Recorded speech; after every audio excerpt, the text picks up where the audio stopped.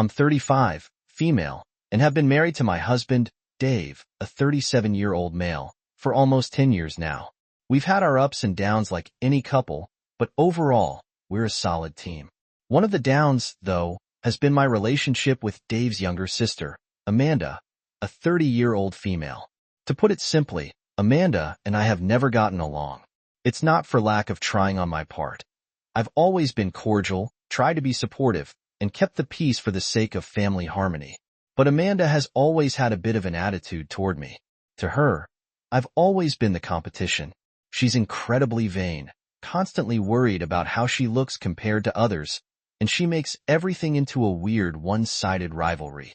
For example, when Dave and I got married, she tried to outdo me by wearing a white dress to our wedding, claiming it was just a pretty dress. I let it go at the time because I didn't want to cause drama on my big day, but it left a sour taste in my mouth. Over the years, Amanda's jabs and passive-aggressive comments have piled up, from criticizing my style to making underhanded remarks about how I got lucky with my career. I run a successful small business from home, and she's never missed an opportunity to subtly, or not so subtly, tear me down. Dave has always been supportive of me, but he's the type to avoid confrontation, especially with his family. I've learned to brush off Amanda's pettiness for the sake of keeping peace with my husband's family, but recent events have taken things to a whole new level. A few months ago, Amanda got engaged to her boyfriend, Ethan, a 32-year-old male. Of course, the family was thrilled. I was genuinely happy for her, and hoped this new chapter in her life would lead to some growth and maturity. Little did I know, this wedding would become the source of one of the biggest family dramas I've ever been involved in. When Amanda announced her engagement, she was immediately overwhelmed with planning. I tried to offer my help, but she brushed me off, saying she had everything under control. That's fine, I thought. Brides often want to plan their weddings without too much outside input. I didn't think much of it, but then a few weeks later, Amanda came to me and Dave with a huge favor to ask. She wanted to have her wedding at our house. Now here's some context. Dave and I own a beautiful property just outside the city. We've got a large, well-maintained garden, a spacious yard, and the house itself is charming with a picturesque view that would make for a perfect wedding venue.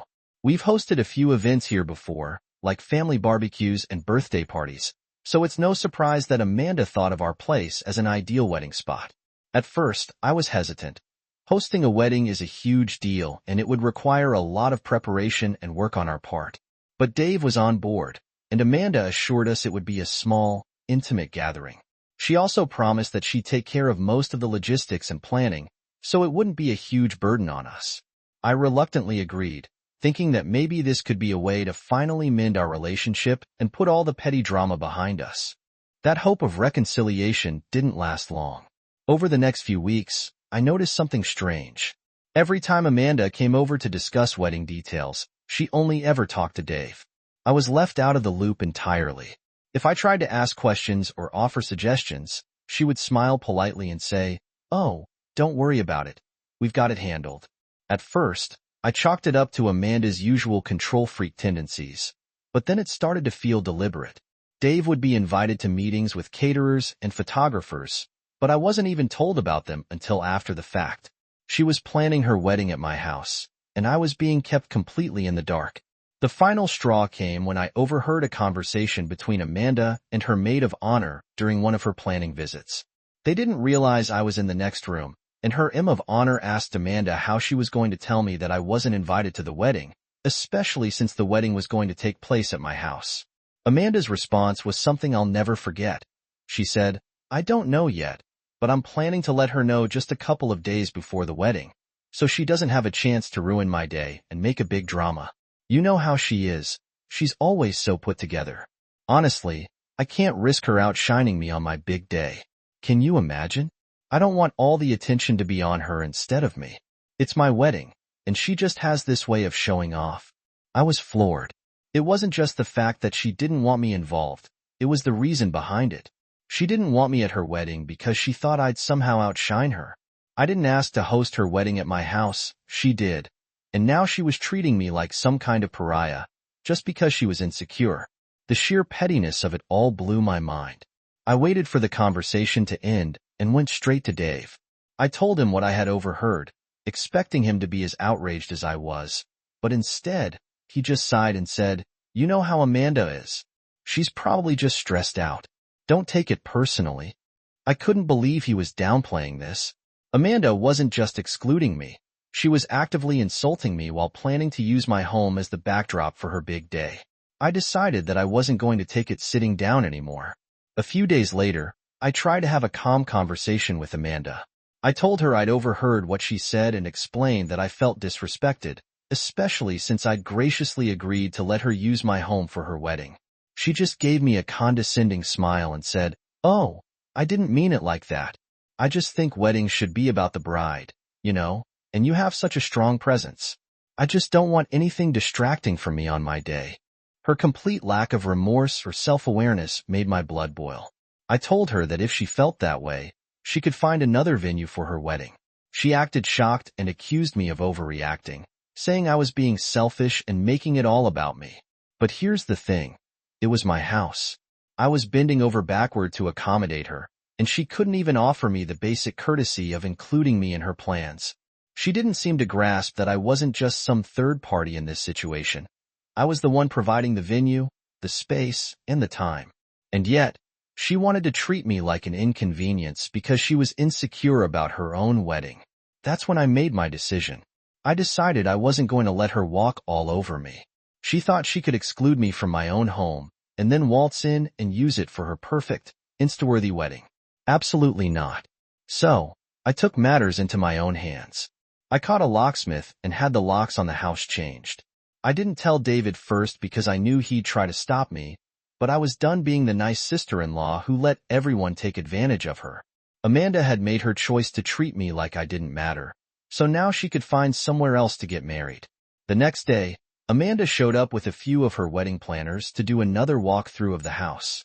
She rang the doorbell, and I calmly opened the door and told her that she was no longer welcome to host her wedding here.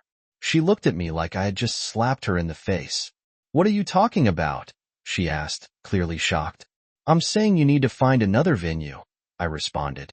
"This is my home, and you've made it clear that you don't want me involved, so I'm taking myself and my house out of the equation." She went ballistic, starting to yell, calling me selfish, petty, and saying I was ruining her wedding. I stayed calm and told her that her disrespect was the reason this was happening. If she didn't want me at the wedding because she was afraid I'd outshine her, she could figure out another place to have it. She left in a rage, calling Dave to tell him what had happened. Dave, of course, was furious with me at first. He said I was overreacting and that I should have just let Amanda have her day, but I stood my ground. I explained to him how I had been treated, how I had been excluded from the planning, and how Amanda had insulted me behind my back. I told him that I wasn't going to be walked all over in my own home. Eventually, Dave calmed down and realized how hurt I had been.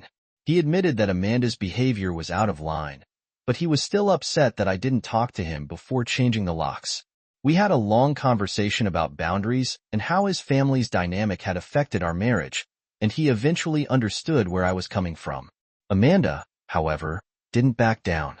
She refused to apologize and instead went on a smear campaign, telling the entire family that I had ruined her wedding. She conveniently left out the part where she had excluded me from my own home because of her insecurities. My phone was blowing up with calls from family members, asking why I couldn't just let Amanda have her day. Some of them tried to guilt-trip me, saying that I was overreacting and being cruel, while others, who knew Amanda's personality, quietly supported me. The wedding, of course, was moved to another location. Last I heard, they were scrambling to book a venue that would accommodate them on short notice, and it wasn't going to be nearly as picturesque as my home. I've been labeled the difficult sister-in-law in some family circles, but frankly, I don't care. Am I the a-hole for changing the locks on my sister-in-law and telling her she couldn't have her wedding at my house after she uninvited me from the wedding? Not the a-hole. She planned a wedding at your house and didn't even have the decency to include you because she was insecure. That's next-level entitlement. You did the right thing. If she wanted you out of her wedding, she should have been prepared to find another venue. Her behavior is ridiculous, not the a-hole. I can't believe she tried to exclude you from your own home. You were more than generous by agreeing to host the wedding in the first place. She blew that chance by being petty and insecure. It's your house, your rules. Good for you for standing up for yourself. Definitely not the a-hole.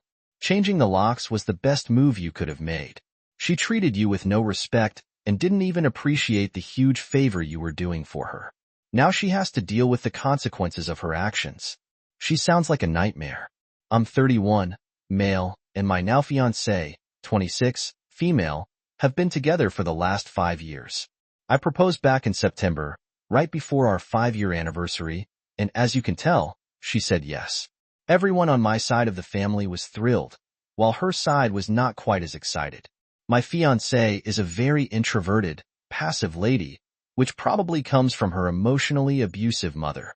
I am a very direct person, so her mother was careful with what she said around us because I would call her out on her behavior in front of the rest of the family, which is why she doesn't like me. As our years of dating went on, my fiancée became more confident in herself. She finished her master's, got her dream job, and made good money. She was just happy for the first time in a long time. Her mother, however, resents her for her accomplishments. She never did anything with her life, married twice, never finished school, very self-centered, dead-end jobs, in debt she will never be able to pay back, and addicted to whatever pills she can find. Just to paint a picture for you, October hits. Now, her mother demands that she throws the bridal shower since she is the mother of the bride. We were hesitant, but we were told the aunts would help financially, so we said yes. 1 week later, we got a call saying everything was booked and taken care of. We were honestly shocked. It was done so quickly and paid for, so we thanked her and put it out of our minds. 2 weeks ago, we got a phone call from her father saying that her mother and aunts couldn't afford the deposit of $100. When questioning why they lied to us, her mother would just keep repeating, "It's your aunt's fault," while laughing. It's crazy, they tell us the party is paid for, and now we find out they can't even afford the bare minimum. I was upset, but my fiancée lost it. She had enough, so she ended up going dress shopping with my mother and sister instead of taking her own. From what my older sister told me, after they found her dress, she broke down and told my family what happened. She asked my mom to run her bridal shower because she trusted her. Of course, my mom said yes. She didn't talk to me about this beforehand, but I respect her decision and think she made the right call. 1 week goes by, and we have calmed down enough to call her parents. We tell them they are no longer in charge of the shower, and we have it covered. Her mother tried to play it cool and assured us they would try and have the deposit money by next week. We told her that my mother would be in charge of running it and could help her, so she could still be a part of it. This is when things got nasty. Her mother started screaming that we are acting selfish and making a mistake. She hangs up and starts calling everyone on her side of the family. The aunts are just like the mother, so we knew things were going to get messy. Sure enough, social media posts talking about how bad I am for her started to pop up. I'm a piece of crap, my mother is a bee, I'm tearing the family apart, and on it goes. My fiancé is getting texts and calls trying to get her to change her mind about the wedding, and they just won't stop. I'm a pretty cool-headed person, but I've had enough of this drama. We are seeing her parents tomorrow, and I'm ready to tear them a new one. I want to just dig into every nasty thing I can think of and tear them down, but I know I shouldn't. We haven't sent out invites yet, but we are ready to start crossing names off our list. Did we do the right thing? Did we jump the gun on changing who runs the shower? What would be the best thing to say to them tomorrow? How should we handle the super nasty relatives who won't even listen? Oh God, boundaries, boundaries, boundaries, boundaries. Have a talk with your fiancé beforehand to agree on what you both want your parents to do and how you want them to act going forward, and present a united front. Tell the parents what you hope they will do and what they cannot do, and set consequences for failure to follow through or act civil. If you begin to yell, we will hang up the phone or walk out of the room. We will no longer interact with you while yelling. If nasty messages continue, we will block you on the platforms they are received until after the wedding. Establish clearly where the expectations are and where the lines will be, then back each other up. Nasty family shenanigans around the wedding are a real test of a relationship, so put extra effort into being kind to your fiancé in the coming weeks and ask that she do the same for you. Good luck. Update. I read some of the messages that aunts wrote to us and asked her mother if she found them appropriate. She remained silent. I asked her if she found her behavior appropriate again. Silent. Any and all forms of conversation turned into her looking around the room, acting like everything was fine. Her father, at least, spoke with us and admitted they were in the wrong. As we were getting ready to leave, she told her mom that she felt a bridal shower was a financial burden on the family, and she wouldn't have to worry about it. She told her to just try and save her money.